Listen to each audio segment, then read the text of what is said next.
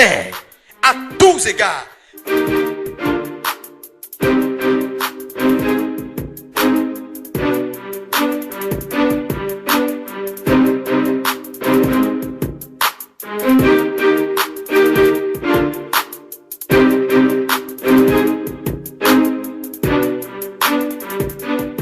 S'il y a une chose que vous devez d'abord rechercher avant tout, c'est votre ressemblance à Dieu.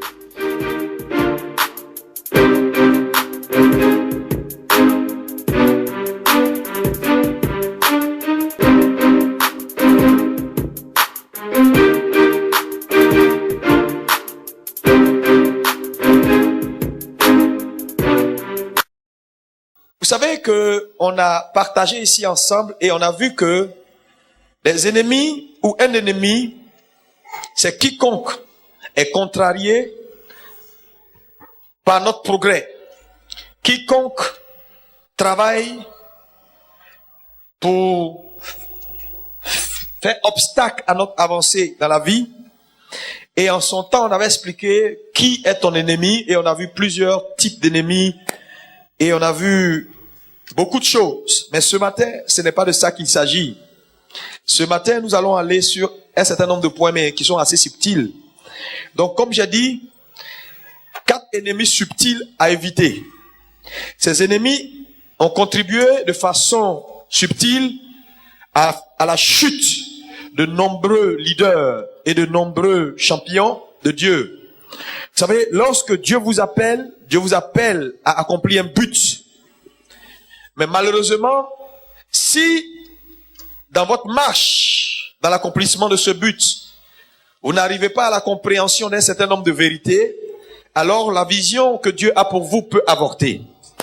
Et ce matin, je voulais donc attirer votre attention sur 4 points importants. Le premier, ennemi ici à éviter, c'est ce que j'appelle le confort. Est-ce qu'on peut dire avec moi le confort? Dis ça avec conviction, s'il te plaît. Donc le confort est un ennemi important. C'est vrai, à première vue, lorsqu'on parle de confort, tu peux te dire, mais comment le confort peut être un ennemi? Alors que c'est l'objectif de tout homme sensé. Tout homme sensé, ça dit, planifie ou envisage vivre dans le confort. Donc, ça ne peut pas être un ennemi. Mais je tiens à te le dire, c'en est un. Dites Amen. Alléluia. Pourquoi? Parce que le confort se comporte de façon subtile. Alléluia. De manière générale, le confort se définit comme suit. Quand on dit un homme est dans le confort, qu'est-ce que cela veut dire? Donc, le confort est un état de relaxation, un état d'absence de douleur, aussi un sentiment de bien-être et de satisfaction. Donc, je répète, c'est un état de relaxation, un état d'absence de douleur et aussi un sentiment de bien-être et de satisfaction. Le problème avec le confort, c'est qu'il est bien d'être dans le confort, mais il est dangereux de permettre au confort d'être ou de devenir une zone d'autosatisfaction ou un lieu de contentement. Lorsque le confort d'un homme se transforme en un état ou en une zone d'autosatisfaction ou de contentement, cela devient très dangereux et cela devient un ennemi subtil. Est-ce qu'on peut dire Amen? Amen. Alléluia. Donc, le confort, tu vois, est comme un couteau à double tranchant. Nous allons lire 1 Roi 13, verset 14. Ensuite, nous lirons 1 Roi 11, verset 1 à 3. On peut commencer par 1 Roi 11, verset 1 à 3. Que dit la parole de Dieu? Le roi Salomon, oui, aima beaucoup de femmes étrangères. Oui. Outre la fille de Pharaon, des Moabites, des Ammonites, des Édomites, des Sidoniennes et des Essiennes. Oui. Appartenant aux nations dont l'Éternel avait dit aux enfants d'Israël, vous n'irez point chez elles, et elles ne viendront point chez vous. Elles tournèrent certainement elles tourneraient certainement vos cœurs du côté de leur Dieu. Ce fut à cette nation que s'attacha Salomon, entraîné par l'amour. Verset 3. Alléluia. Oui, vas-y. Il eut 700 princesses pour femmes et 300 concubines, et ces femmes détournèrent son cœur. Détournèrent son cœur. Voyez ici, il s'agit de qui? De Salomon. Est-ce qu'on peut dire avec moi Salomon? Oui, Salomon est un personnage précieux dans la Bible, dans le sens où Salomon est quelqu'un que Dieu a béni jusqu'à un certain niveau dans son parcours avec Dieu. Mais la Bible nous dit que à un moment donné, Dieu avait tellement béni Salomon que, bien sûr, le confort dans lequel Salomon s'est retrouvé, ce confort-là est devenu une zone d'autosatisfaction et une zone de contentement, et son cœur a été détourné. Alléluia. Son cœur a été détourné vers les femmes. Et nous savons bien sûr que ça fait, à la fin de son histoire, le grand Salomon que nous citons aujourd'hui était devenu un idolâtre parce qu'il est allé après les dieux de ces femmes. Quelle tragédie. Alléluia. Salomon n'a même pas eu le temps, frères et sœurs, de sécuriser l'avenir de ses enfants comme David avait sécurisé son avenir. Salomon était préoccupé par une seule chose, les femmes et le Dieu de ces femmes. Donc vous voyez que lorsqu'un homme se retrouve dans une situation de confort, s'il ne prend garde, alors cette situation de confort qui est apparemment normale, parce que Dieu veut que les hommes soient bien, peut se transformer pour lui en une zone de confort et occasionner sa destruction. Est-ce qu'on peut dire amen? Un deuxième exemple, dans 1 Roi 13, verset 14, nous lisons.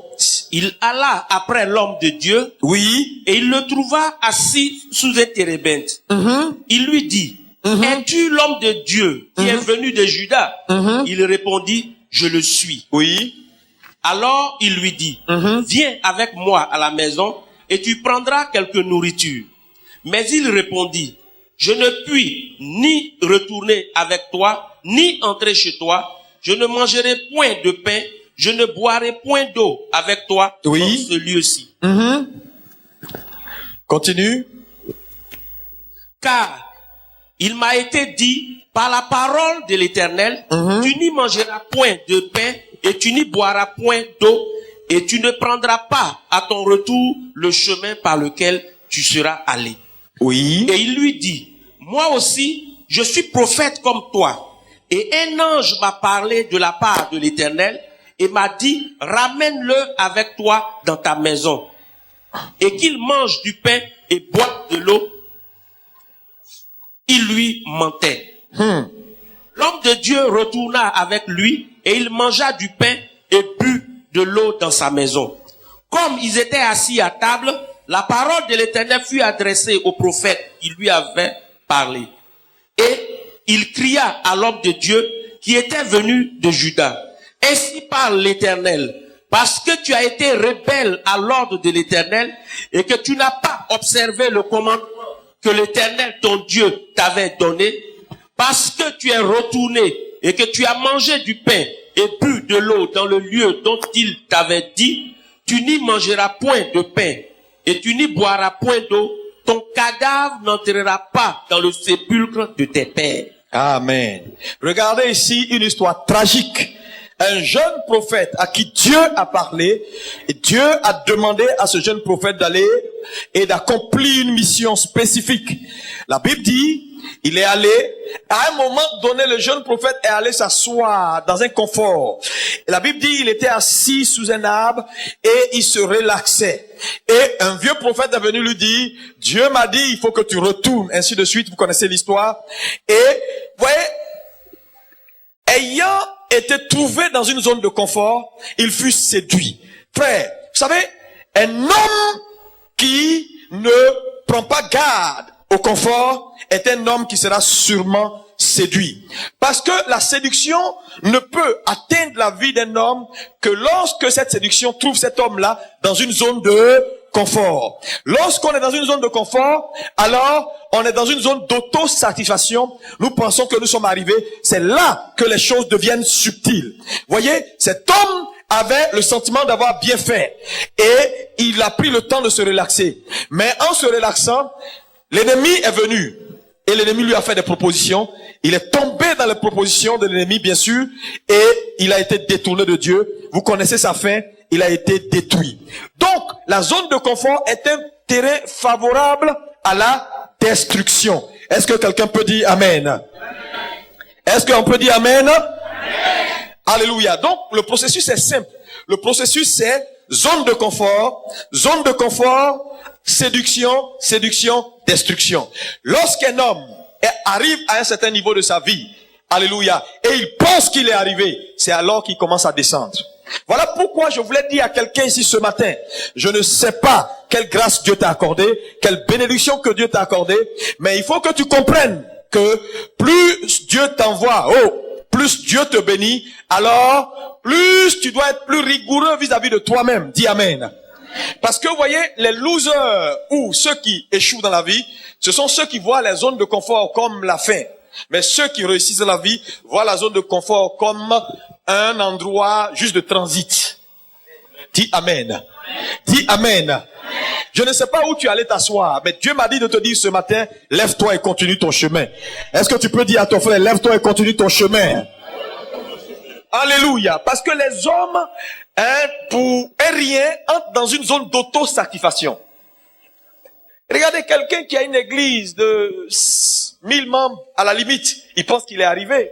Il pense qu'il est le meilleur pasteur de la ville d'Abidjan. Il pense que c'est suffisant. Quelqu'un qui a des églises un peu partout. Hier, j'étais avec les frères et sœurs du Canada, en direct. Ils avaient une réunion, donc ils m'ont appelé, parce qu'ils avaient des questions. Donc, on a fait une conférence. Et le pasteur Jean-Marie était là, donc on a discuté, je leur ai expliqué un certain nombre de choses. J'ai dit, en avril, je serai avec eux pour une conférence. Dis Amen. Alléluia. Ils étaient contents, ça se passait très bien, les frères, tout le monde, ils étaient assis. C'était extraordinaire. Alléluia. Mais qu'est-ce que je veux vous dire? Si tu veux aller loin avec Dieu dans la vie, il faut comprendre que Dieu est un Dieu de progrès. Est-ce qu'on peut dire progrès? Dis avec conviction encore progrès. Dieu n'est pas un Dieu, tu vois, de satisfaction. C'est-à-dire, on arrive à un point où on s'arrête, on est content parce qu'on a réussi. Et très souvent, le moment le plus opportun pour Satan d'attaquer, c'est lorsque les chrétiens ont une grande victoire. Lorsque les chrétiens ont une grande victoire, alors ils deviennent le plus vulnérables. Oui, ils pensent qu'ils sont arrivés. Quelqu'un vient de faire, par exemple, un mariage, et vous allez remarquer, quand quelqu'un s'est marié, quelqu'un a eu, par exemple, un contrat ou a trouvé du boulot, il a au moins une semaine de relaxation. Et c'est pendant cette semaine de relaxation que Satan se pointe pour lui dire, tu es arrivé, tu veux te relaxer un peu. Il n'y a pas de temps de relaxation avec Dieu. Dis Amen. Avec Dieu, on avance toujours. Dis à ton frère, avance en eau profonde.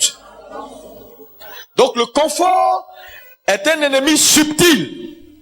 Si tu ne prends garde, lis-moi Genèse 13, verset 17. Qu'est-ce qu'il a dit? 13, 17, oui. Lève-toi. Lève-toi. Parcours le pays. Parcours le pays. Dans sa longueur. Dans sa longueur. Et dans sa largeur. Et dans sa largeur. Car je te le donnerai. Je te le donnerai. Vous savez, donc Dieu est un Dieu de mouvement. Il dit, lève-toi. Parcours le pays. Avance. Car je te donnerai le pays. Dieu aime le mouvement. Dieu n'aime pas les positions fixes. Dieu n'est pas un Dieu d'immobilisme. Il est un Dieu de mouvement. Et là où il y a de l'immobilisme, Dieu n'est pas là. Est-ce que quelqu'un peut dire Amen? Est-ce que quelqu'un peut dire Amen?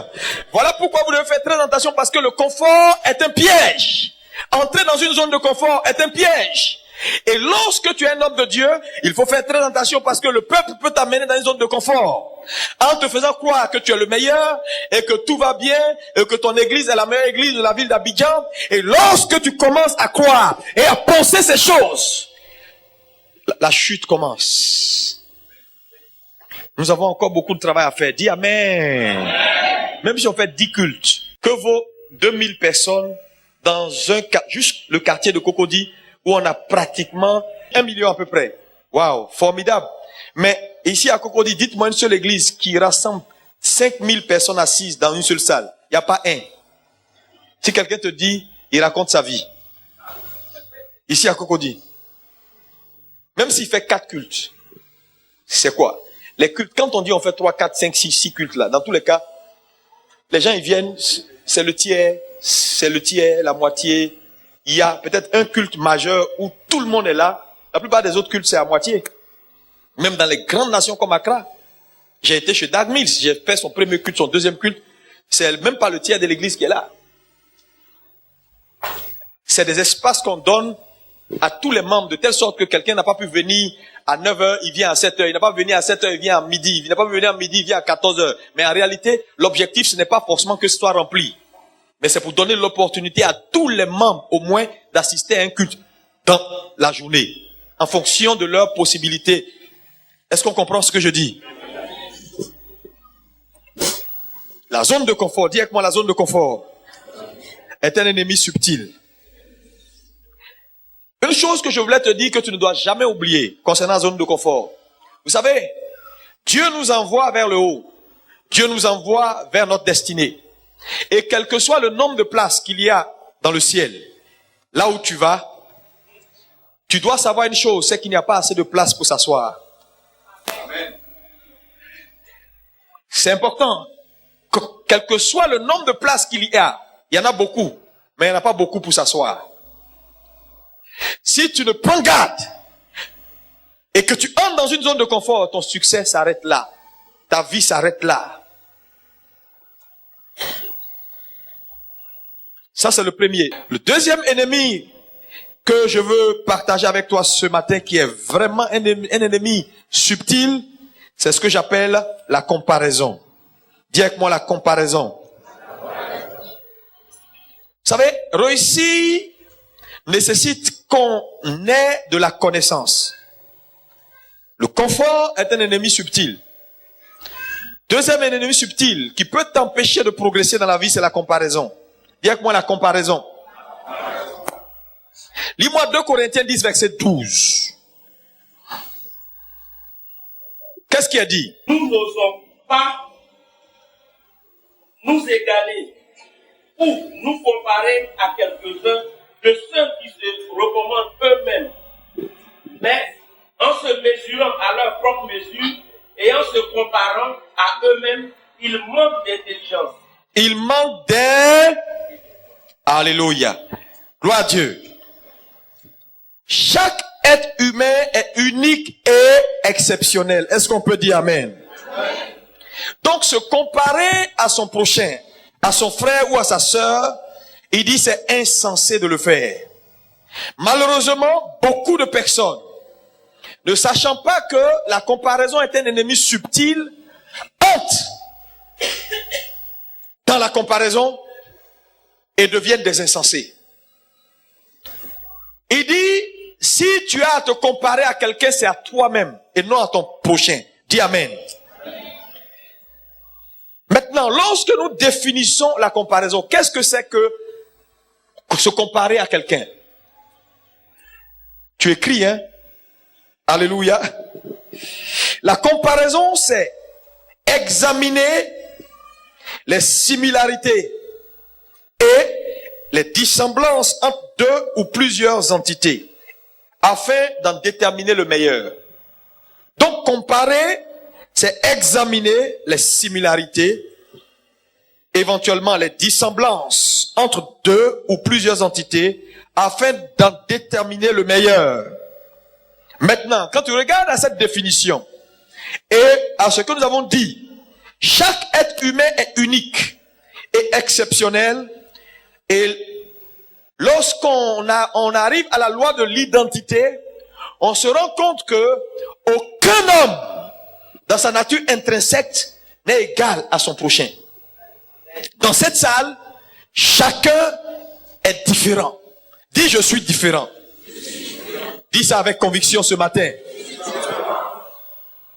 Regarde-toi, dis je suis différent. Oui, tu es différent. Dieu t'a créé différent.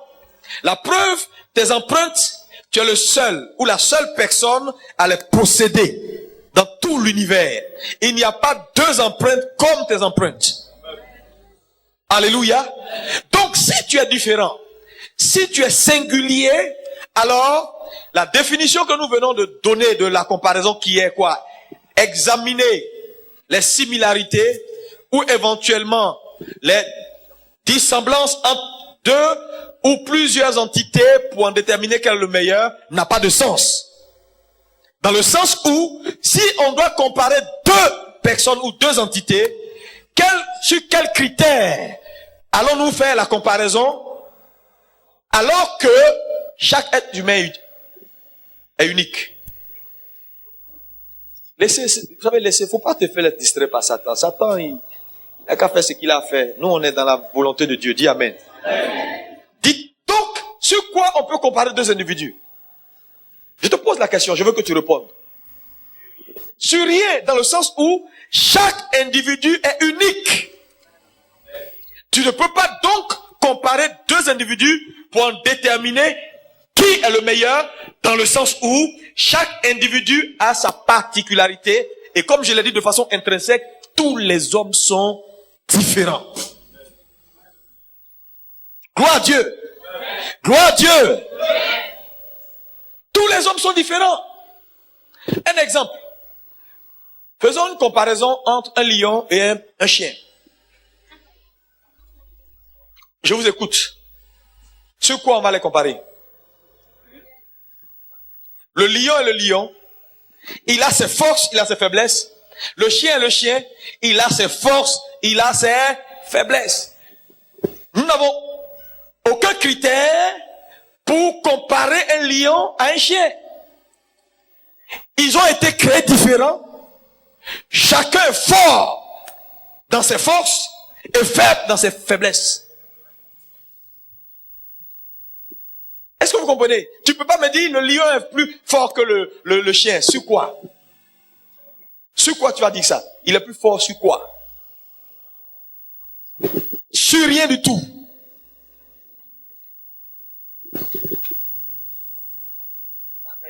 Donc la comparaison n'a pas sa raison d'être. Dis avec moi, la comparaison n'a pas sa raison d'être.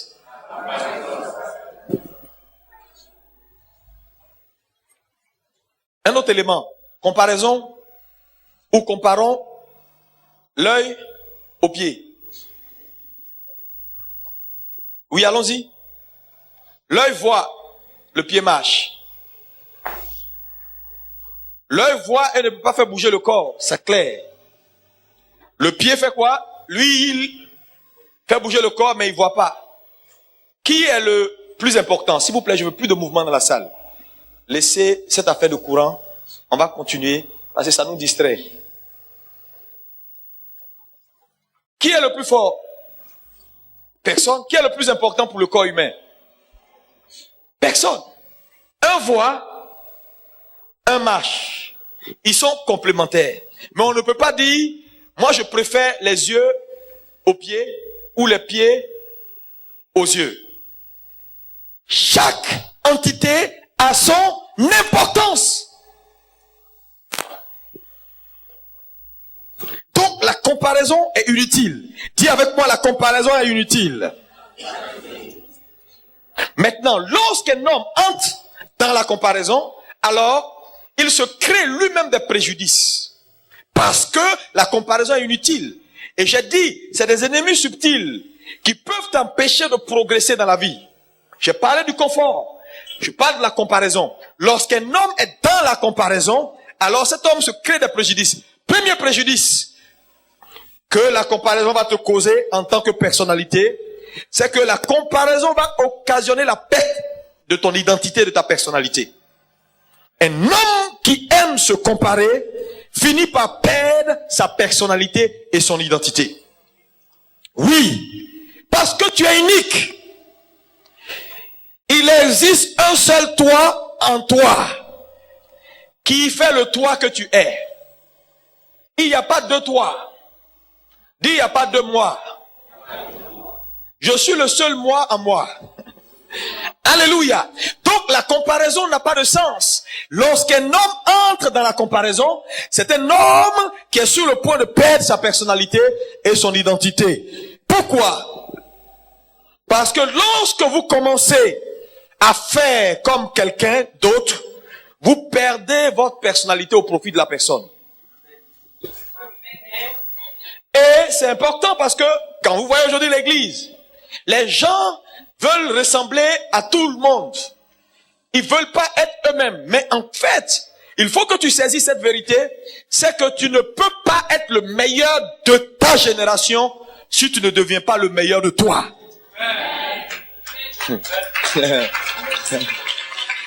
Ah oui, parce que dans ta génération, il n'y a pas deux.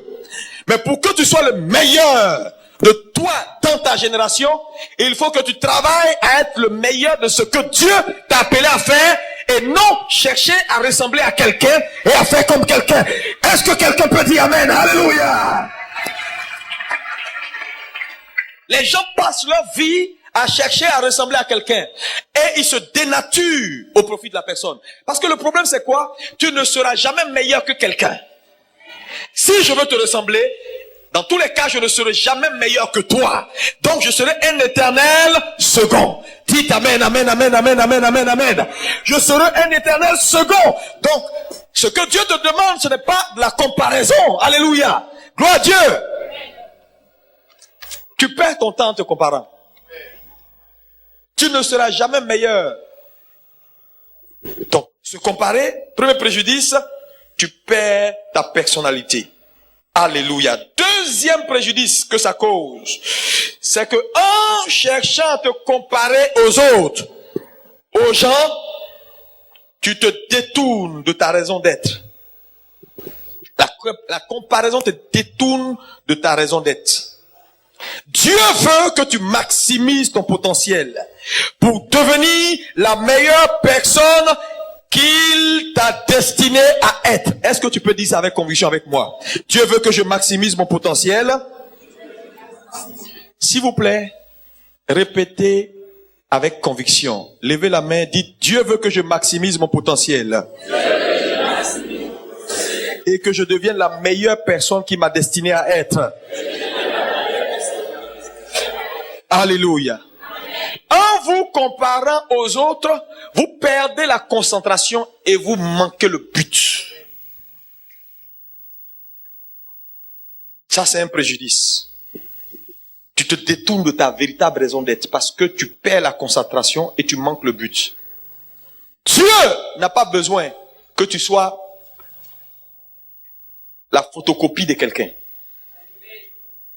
Il t'a fait tel que tu es. Apprécie-toi tel que tu es. Je vois quelqu'un dans cette salle. Je dis, Dieu t'aime tel que tu es. Dis Amen. Parce que les gens ont trop de complexes. Et ils entrent dans la comparaison. Moi, je connais des dames, même à un moment donné, elles finissent par ressembler à quelqu'un d'autre. À force de vouloir s'habiller comme quelqu'un d'autre, à force de vouloir se maquiller comme quelqu'un d'autre, elles finissent par perdre leur identité et elles deviennent même vilaines. Tu ne seras jamais meilleur que quelqu'un. Voilà pourquoi il faut être toi-même. Dis, je suis moi-même.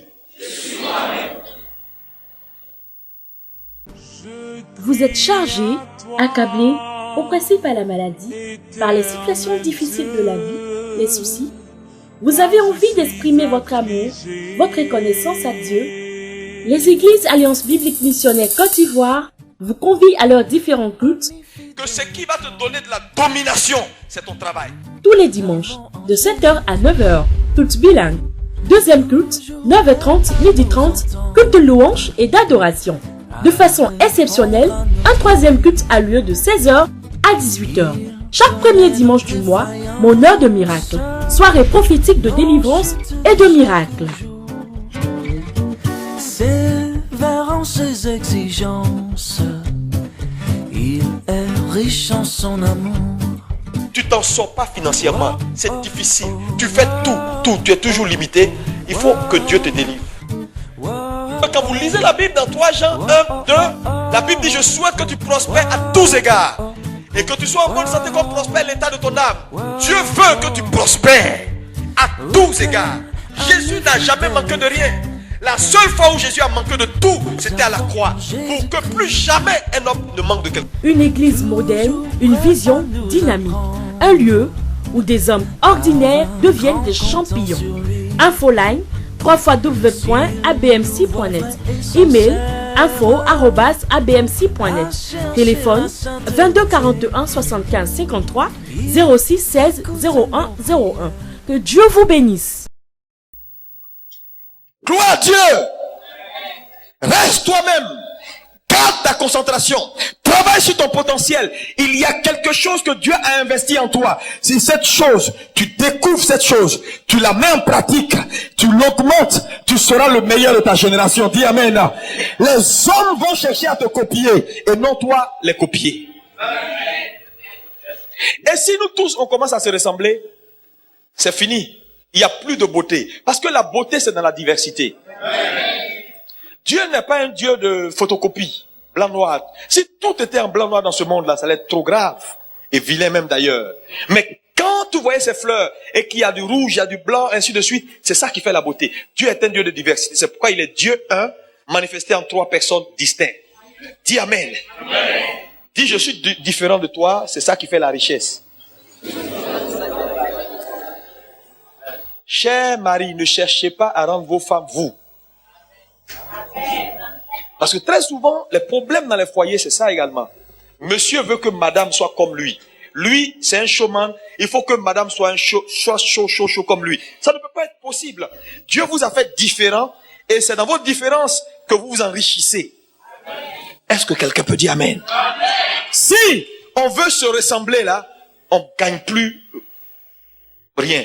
Je gagne rien en toi, tu gagnes rien en moi. Si je suis toi et que tu es moi, je gagne quoi en toi? Rien. Mais Dieu veut qu'on s'enrichisse. Voilà pourquoi la comparaison n'est pas une bonne chose. Tu manques le but. Et lorsque tu as manqué le but, c'est fini. Je vous l'ai dit ici, dimanche dernier. Quand un homme a manqué le but, la mort même, c'est mieux. Mourir est mieux que manquer le but de sa vie. Tu vis pourquoi? Rien. On te demande tu vis pourquoi? Tu dis je vis. Il y en a qui disent si je me marie c'est suffisant. C'est suffisant Seigneur. C'est ça qui est le but de ta vie. Alléluia. Est-ce que vous savez que Dieu a fait les hommes de telle sorte que qu'un homme te marie ou pas, tu peux accomplir ta destinée. N'attends jamais un homme pour te réaliser.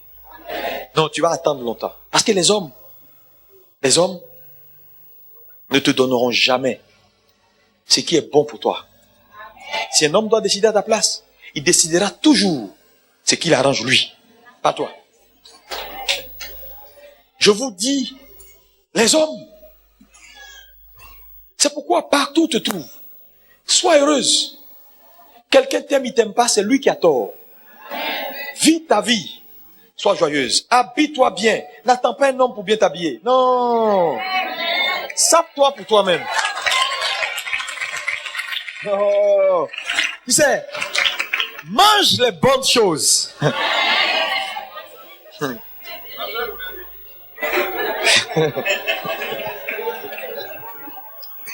Alléluia. Parce que les gens sont là, ils ont dégradé leur vie. Tu vois des jeunes sœurs dans l'église, tu as l'impression qu'elles ont 50 ans alors qu'elles ont à peine 30 ans. Pourquoi? Parce qu'elles pensent à quelque chose qui doit venir. J'attends mon mari, on va faire ça, Fred. Quoi? Commence à réaliser tes projets. S'il vient te trouver dedans, il t'a trouvé quelque part. Il va pas te dire, tu étais rien. Et puis je t'ai pris.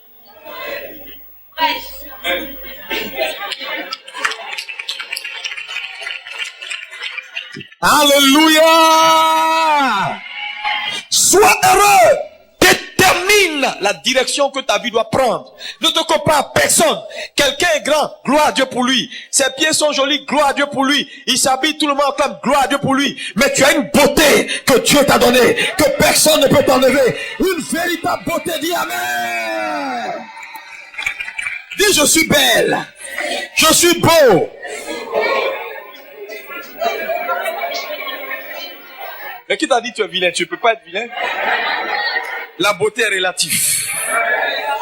Alléluia. Oui, c'est relatif. Évitez la comparaison. Quelqu'un a peut-être réussi, c'est bien pour lui. Et je vais vous dire une chose. J'ai dit, si Dieu ouvre tes yeux, tu ne vas plus jamais te comparer à quoi que ce soit. Mais qu'est-ce qui tue l'église? C'est ça. On passe notre vie à nous comparer. Et quand tu entres dans ça, tu freines ton progrès. On passe notre vie à nous comparer les uns aux autres. À nous comparer, attends, les églises se comparent entre eux. Le pasteur, il n'y a pas 2 églises qui ont la même destinée. Sur pourquoi tu peux me dire que une église est meilleure qu'une autre? Je dis c'est le but que Dieu assigne à une chose qui détermine la chose. Si Dieu a décidé que dans ta vie tu fasses une course de 100 mètres, si tu as fait les 100 mètres, tu as réussi. Si quelqu'un, pour lui c'est 1000 mètres, s'il fait 300 mètres, il t'a pas dépassé. Mais pourquoi? Parce que quelqu'un a 20 villas, 40 villas. Peut-être que c'est pas pour ça que tu es là. Concentre-toi sur ce que Dieu t'a appelé à faire. C'est le plus important. Ce que tu sais faire, fais-le et fais-le bien. En devenant meilleur, le meilleur toi, Dieu gagne.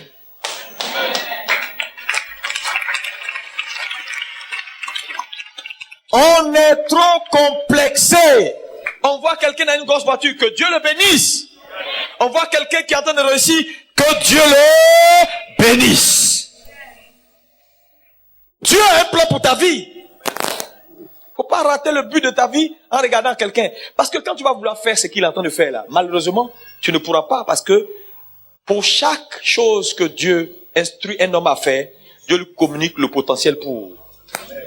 Ça veut dire, si Dieu t'a appelé à bâtir une tour, il te donnera la capacité de bâtir la tour. Si tu n'as pas appelé à le faire, et que parce que quelqu'un a bâti une tour, et pour des raisons de compétitivité, pour dire c'est qui est le plus grand dans le village, c'est moi, je vais bâtir plus grand que lui, tu vas te tuer. Ce n'est pas tout le monde qui va aller dans toutes les nations pour faire des nations des disciples. Il y a des gens qui seront à la télévision comme ça, leur ministère c'est le ministère de télévision. Il y a d'autres qui seront dans les campements, d'autres auront un autre ministère dans une autre direction. Mais c'est tout ça qui fait la diversité. C'est tout ça qui fait que Dieu gagne, Dieu avance. Parce que tu peux regarder souvent quelqu'un, il devient la copie. Parce qu'un jour j'étais avec des amis pasteurs, et puis ils me disent, bon, voilà nous, notre style, voilà ce que nous on aime faire. Et ils me disaient qu'ils souhaitaient que je fasse comme eux. Et ils me posaient des questions, ils disaient, mais pourquoi toi tu aimes faire ça et tu aimes faire ça? Et je leur ai dit, tu sais, chacun a sa spécificité. Si je deviens vous, c'est terminé. Parce que toi, tu es toi. Tu as ton style, ta façon de faire les choses. Si je ne garde pas mon originalité pour faire ce que Dieu m'a appelé à faire, je rate le but. Et est-ce que vous savez que beaucoup ont raté le but? Dieu les a appelés à avoir un ministère d'enseignement parce qu'il s'est rendu compte que quand on fait les miracles, les églises se remplissent.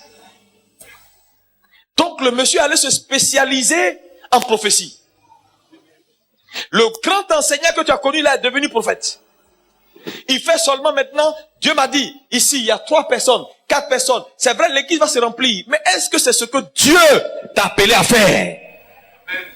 Il y a des gens, leur ministère c'est un ministère d'évangéliste. Ils doivent aller évangéliser. Mais il se dit non, quand on sort trop, c'est difficile. Le terrain est dur. Je cherche à m'asseoir sur une église. Il s'auto-proclame pasteur sur une église. 20 ans après, il a 50 membres. 40 ans, 60 ans après, il a 50 membres. Et il dit, il comprend pas. Il n'y a rien à comprendre. Ce pourquoi Dieu ne t'a pas donné le potentiel, tu ne pourras jamais l'accomplir avec efficacité, à moins que tu prennes des raccourcis. Et lorsque tu prends des raccourcis, Dieu dit, il n'est pas dedans. Parce que tout ce que Dieu n'initie pas dans la vie d'un homme, Dieu ne le reconnaît pas non plus. Il a dit à Abraham, prends ton fils et ton unique, Isaac. Où était Ishmaël? C'était également un fils d'Abraham, n'est-ce pas? Mais comme Dieu n'est pas à l'origine d'Ishmaël, il ne reconnaît pas Ishmaël. Donc tout ce que Dieu n'initie pas dans la vie d'un homme, il ne le reconnaît pas. Il ferme ses yeux dessus. Ma prière, c'est qu'au dernier jour, tu ne sois pas en train de pleurer pour dire, Seigneur, j'ai fait ça. J'ai même bâti orphelinat. Dieu va te dire, qui t'a dit de le faire? Et puis il va chercher la personne. Michael, c'est toi? Archange Gabriel, c'est toi? Dans tous les cas, c'est pas nous. Qui t'a dit? Arrête de te comparer aux gens. Dis Amen. Amen. Pour ne pas rater le but de ta vie. Troisième préjudice ici, important, c'est que la comparaison également fait une chose, c'est qu'elle fait de la personne à qui tu te compares ta référence. C'est grave. Si un homme devient ta référence. Le meilleur record qu'un homme puisse battre est son propre record, pas celui de son voisin. Je te dis la vérité. S'il y a un record à battre, c'est pas celui de ton voisin, c'est pour toi-même. C'est ton record que tu dois chercher à battre et non le record de ton voisin. Il a prié 20 heures. Moi aussi, je vais faire 40 heures. Faut laisser pour lui. Va dans ton chemin. Dis amen. Dis amen, dis amen, dis amen, dis amen, dis amen. Cela ne te servira à rien de battre le record de ton voisin. C'est pourquoi, regarde-moi bien, un homme qui n'est pas dans la compétition est un homme tranquille. Quand tu vois un homme qui n'est pas tranquille, c'est un homme qui est dans la compétition. Parce qu'à chaque fois, son cœur se coupe. Oui, pourquoi il va voir, elle a acheté quoi encore? Elle a porté quoi encore? Son église là, c'est quelle nouvelle mode ils ont envoyé dedans? Maintenant, on loue pas, on loue les gens dos, ça dit face, ça dit, on loue plus comme ça face à la foule, on loue dos à la foule. La semaine prochaine, lui aussi, tout le monde, on loue Dieu maintenant, allez, dos à la foule. C'est pas utile. Dis amen. Tu ne pourras jamais battre le record de quelqu'un. C'est ton propre record que tu dois chercher à battre. C'est inutile de chercher à battre le record de ton voisin. Ton voisin, c'est ton voisin. Vous n'avez pas les mêmes destinées. Si tu veux ressembler à ton voisin, Dieu va te dire, tu es prêt à prendre tout ce qu'il a comme problème, tout. Tu dis oui. Tu vas voir. Il y a des gens, vous les voyez bénis, bénis, bénis, élevés là. Peut-être il y a le contrepoids. Il ne va pas vivre longtemps. Tu es prêt à prendre ça? Pour toi, dur, c'est parce que tu vas durer sur la terre.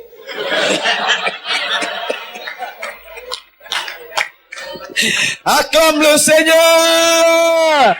Alléluia! Dieu a un plan pour ta vie. Est-ce que quelqu'un peut dire amen? Je dis, Dieu a un plan pour ta vie et ce plan s'accomplira. Ça va prendre le temps que ça va prendre, mais le plan s'accomplira. Je déclare que le plan s'accomplira. Tu n'es en compétition avec personne, donc faut pas te presser. Tu sais, c'est quand on est en compétition, on est pressé. Mais quand on n'est pas en compétition, on n'est pas pressé. J'ai un pasteur que j'ai connu là, lui, il est lui-même. Quand il prêche, il a envie de tousser, il est devant vous, il fait et puis il continue. Tu parles pas. Il dit lui là, il n'est pas venu pour impressionner quelqu'un. Parce qu'il y a des gens qui vont te prêcher, ils vont faire comme lui. Tu vas dire, oui, vous savez, je vous le dis, son français même change. Le Dieu d'Abraham, le Dieu d'Isaac, de Jacob, et sans faute. Tu dis, mais c'est quel gars ça? Il est descendu du ciel ou bien? Sois naturel. Dis, parle aux gens.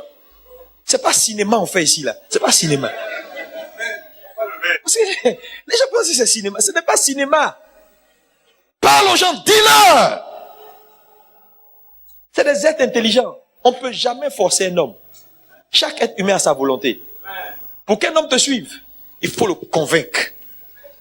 Voilà pourquoi il faut parler aux gens cœur à cœur.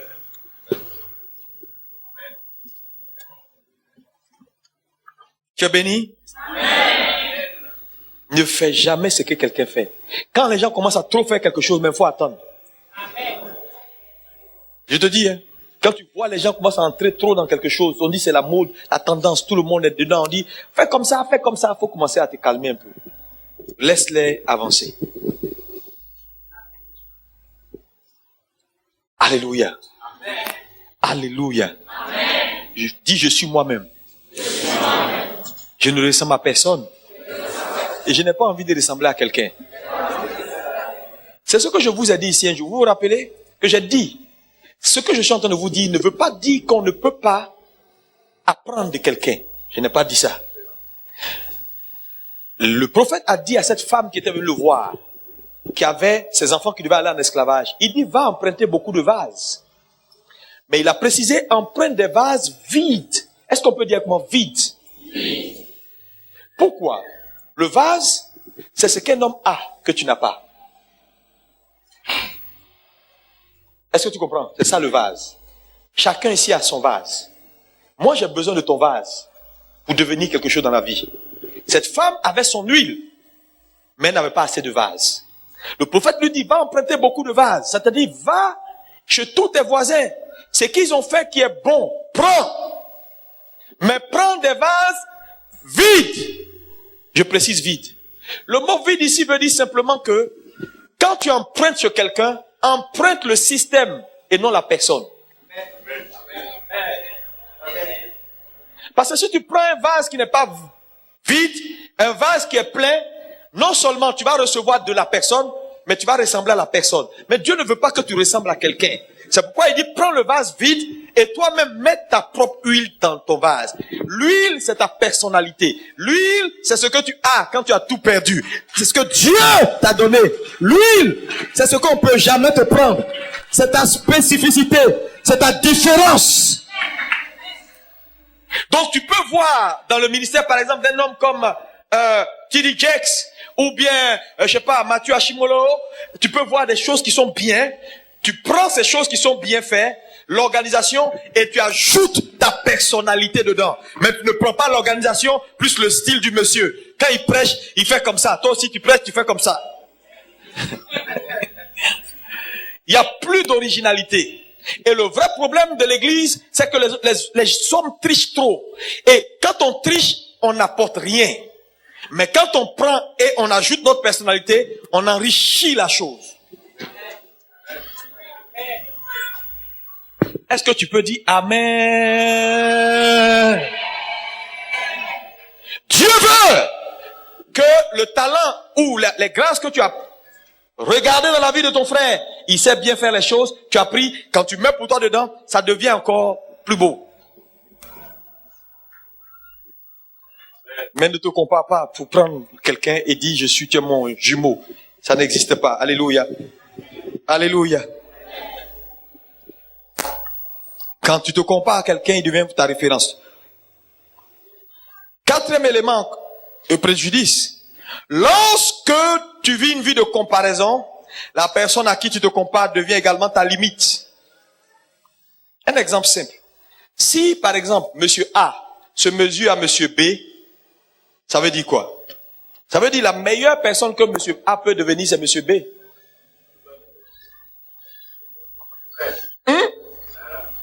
Si A se mesure à B, la meilleure personne que A peut devenir, c'est qui?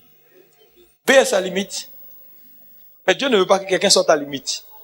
Dis encore plus fort Amen. Amen. Dieu n'a pas envie que quelqu'un soit ton plafond. Tu peux voir quelqu'un aujourd'hui, apparemment il est grand.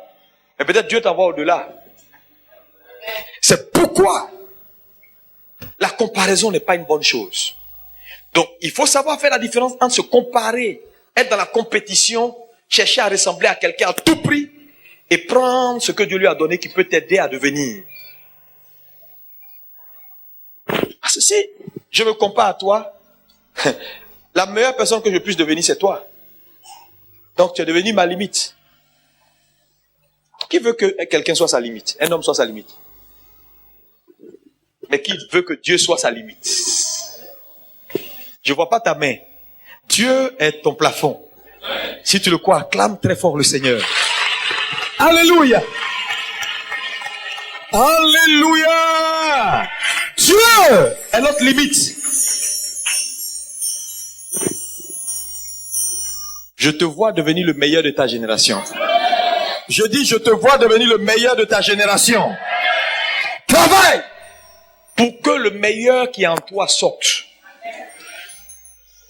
Tu n'es pas comme tout le monde, malheureusement.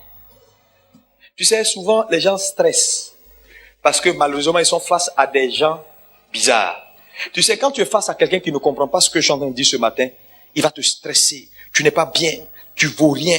Tu vois cette sœur, comment elle se comporte. Elle se lève à 6 heures. Elle va au marché. Toi, tu ne fais que dormir. Quelle femme tu es? Tu n'es pas une bonne femme. Il voit que tes défauts. Il appuie que tes défauts. Tu n'es pas bien. Mais tu n'as même pas de qualité. Tu n'es pas comme ça. Mais à un moment donné, tu te dis, mais moi, je suis le diable ou bien quoi?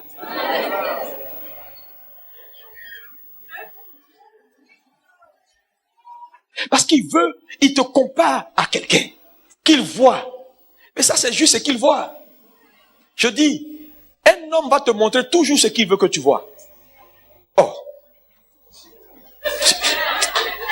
Tu connais les hommes. J'ai dit, ce qu'un homme veut te montrer, c'est ce qu'il va te montrer. Ce qu'il ne veut pas que tu vois, tu ne le verras jamais. Donc, on ne peut pas comparer. Tu matraques ta femme, tu matraques ta femme, tu matraques ta femme. Ta femme n'a plus de personnalité. Pourquoi? Parce que quand elle s'habille, tu dis non, non, non. Porte, tu vois pas comme la maman Thomas s'habille. Mets-toi dans les trucs un peu classe comme ça. Moi, j'aime ça. Oui, elle porte. Elle n'est même pas bien dedans. Mais après, tu dis non, non, non. J'ai vu un autre style. C'est le style du paille. On est en Afrique. Fais comme maman Hippo.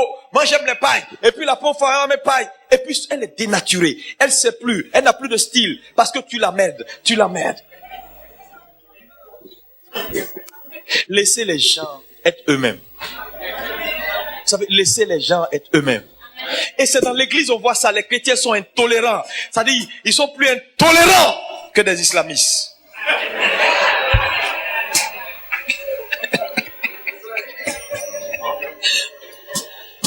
Je vous assure. Et tu sais, et ça, c'est fort. Mais là encore, quand c'est la tête, c'est grave. Parce qu'il y a des pasteurs intolérants. Vieillot, il parle, il dit, hey! Sois comme ça. Pourquoi? Donc tout le monde a peur. Donc ça simule. Les gens, ils viennent à l'église comme tu veux, là. Et puis quand ils sont dehors, tu les vois, tu les reconnais pas. Tu dis, ça c'est ma fille, ça. Tu dis, oui. Mais tu voulais qu'on vienne à l'église, on est venu. Maintenant, on est dehors.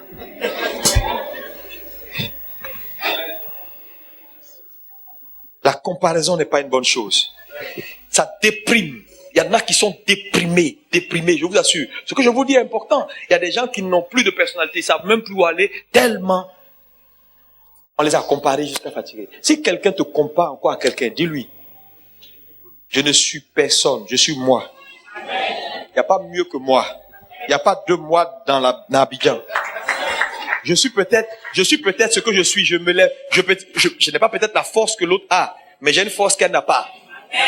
Alors, tout le monde n'est pas obligé d'être même chose. Si tu as pris ta femme, aime-la telle qu'elle est, même si elle ne s'est pas préparée. Où est le problème? Il y a d'autres choses qu'elle sait faire, peut-être. Elle ne s'est pas préparée. Prends une servante qui s'est préparée. La vie continue. Tu as besoin de te tuer pour ce truc-là? C'est préparé qui va nous envoyer au ciel, ça voit personne au ciel. Dis amen. Et d'ailleurs, aucune femme n'est servante ici. Toutes les femmes sont appelées à devenir. Dis amen. Parce qu'il y a des gens qui pensent que les femmes sont les servantes. Ta femme n'est pas ta servante. Tu n'as pas fait le truc, le riz. Hein, tu n'as pas fait comme ça. Hein? Demain, c'est toi-même qui vas dire oui, mais on te voit. Voilà, il y a des gens qui réussissent dans la vie. Tu es là, tu es préparé seulement dans ta tête. Il va te dire ça. On est à Abidjan ici, tu vas venir me dire. Maintenant, quand tu es chaud pour faire aussi, il dit, quand tu es chaud pour sortir, puis il dit, mais tu sors trop. C'est quoi toutes ces histoires de sortie, hein? C'est les hommes, ça passe ce qu'ils veulent. Je te dis la vérité. Souvent, on ne sait pas ce qu'on veut. Les gens parlent parce qu'il est jaloux, il te voit sortir, tu as changé de look, il dit, qu'est-ce qui t'arrive? Il veut te voir toujours à la maison. Alléluia. Il faut lui rappeler que c'est pas toi qui disais que la voisine, là, elle est bien, elle est toujours sapée, elle a sa voiture. Maintenant, je veux faire aussi. Il a dit non, tu vas faire comment? Chacun vit sa vie. Là, il va revenir. Alléluia. Alléluia. Un autre préjudice, c'est que ceux à qui vous vous comparez là, ne vous respectent pas. Parce que, regardez ici, c'est très clair. Il n'y a pas quelqu'un qui respecte son concurrent. Naturellement, les hommes n'ont aucun égard pour ceux qui les concurrencent. Et quand tu te compares à quelqu'un, tu deviens son prétendant. Donc quand tu deviens prétendant de quelqu'un, dans tous les cas, il n'a aucun respect pour toi. Donc quand tu déclares une comparaison ouverte avec des gens, ils savent. Il a porté bleu, tu portes bleu. Porté vert, tu portes vert. Il a fait croisade, tu fais croisade. Il a mis 2 pasteurs, tu mets 6 pasteurs. Tu n'as pas l'argent pour les payer, mais tu mets 6.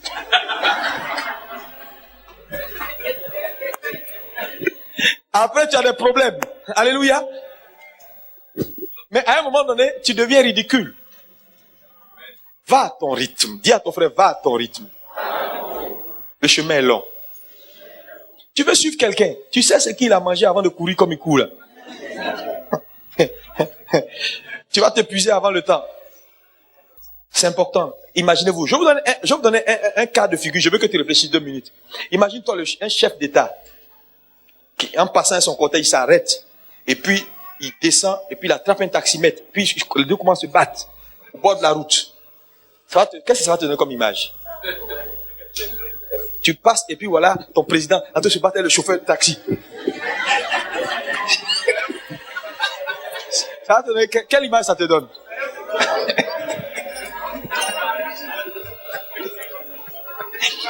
C'est-à-dire, les gens vont même pas comprendre. Vous dites, mais on comprend pas qu'est-ce qui t'arrive, monsieur? Il dit, non, laissez-le, le chauffeur de taxi. C'est-à-dire, c'est des gars de corps qui vont même t'arrêter pour te mettre dans la voiture pour dire, allons-y. Parce que là, tu te rabaisses trop et tu es en train de te dégrader. Parce que quand un homme se compare à quelqu'un, il descend à son niveau. C'est pourquoi souvent, ce n'est pas à tout on répond. Il y a plein d'insensés qui ne savent pas où ils vont. Donc, ils cherchent des sujets à discussion. C'est là un matin, ils parlent de toi. Il ne faut pas entrer dedans. Sinon, tu vas ressembler au président qui descend pour se battre à un taximètre.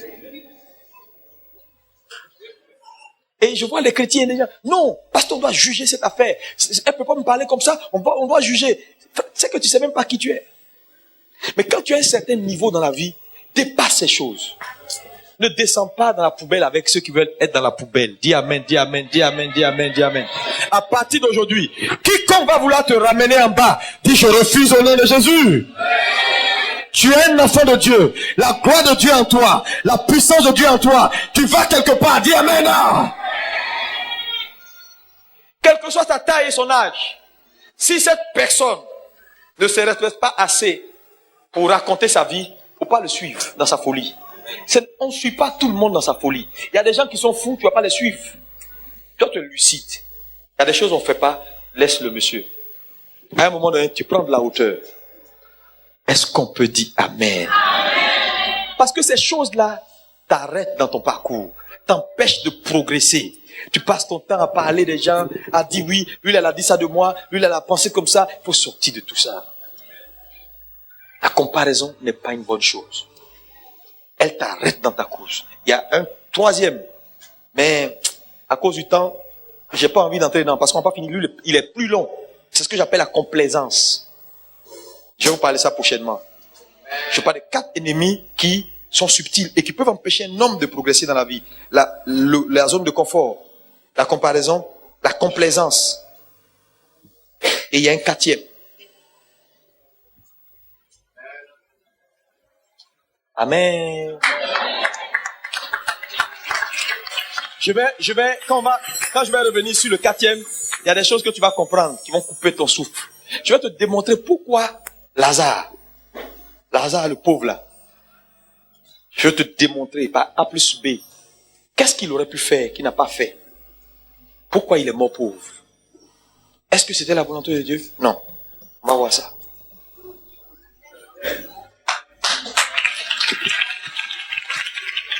Vous savez, quand tu comprends ces choses, ta vie change. On ne peut plus t'arrêter dans ta course vers le sommet. Quand quelqu'un veut t'arrêter, tu dis non, je dois faire les œuvres de celui qui m'a envoyé pendant qu'il est jour. La nuit vient où personne ne peut travailler. Parce que tu sais où tu vas. Il y a la notion d'urgence. Il y a des gens qui ne savent pas où ils vont, donc ils sont pressés par rien. Quand ils te voient, ils disent bonjour, ça va, causons. Il n'a même pas sujet. Il ne faut pas causer à lui. Alléluia. Est-ce que quelqu'un peut acclamer le Seigneur ce matin? On va se lever pour prier le Seigneur. Vous avez été bénis par ce message. Découvrez plusieurs autres enseignements sur la faveur des pères. S'il a parlé sur toi et ferme le ciel sur ta vie, tout ce que Dieu a dit là tombe à l'eau. Ayez de la reconnaissance pour Dieu. Est-ce que ça peut être possible pour un enfant de Dieu d'oublier les bienfaits de Dieu? Refusez d'abandonner. Dis, je refuse d'abandonner ce matin. Parce que dans tous les cas de figure, oui, ça va pas, tu as des problèmes, c'est dur, mais et puis après, on fait quoi? Es-tu prêt pour des résultats? Le pouvoir de nos choix, le caractère, une priorité de Dieu. Grandis dans la douleur. Choisissez aujourd'hui qui vous voulez servir, Dieu ou maman. Ta décision déterminera ta saison. Et plusieurs autres enseignements disponibles à l'espace vente des églises ABMC, 602 Plateau Sokossé, face SGPC. Contact 06 29 35 46 08 00 34 72 02 12 72 49 22 41 75 53. Que Dieu vous bénisse.